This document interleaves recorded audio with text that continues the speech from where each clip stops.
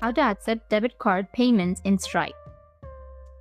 So if you want to accept debit card payments in your Stripe, then what you need to do is first you need to make sure that you have a stable internet connection, and you need to log into your account. So enter your credentials and then log into your Stripe account.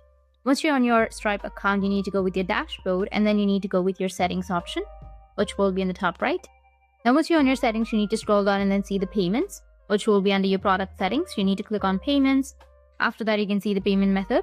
Here you will find all of the payment methods that you can pay with, that the customer can pay with actually. So scroll down and you can find the cards. Like for example, here you will have cards or like Korean cards or Amazon Pay, Apple Pay, Cash App Pay, Google Pay.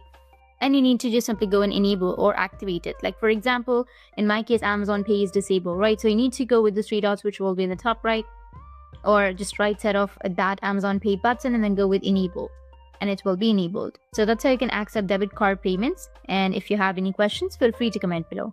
Thanks for watching.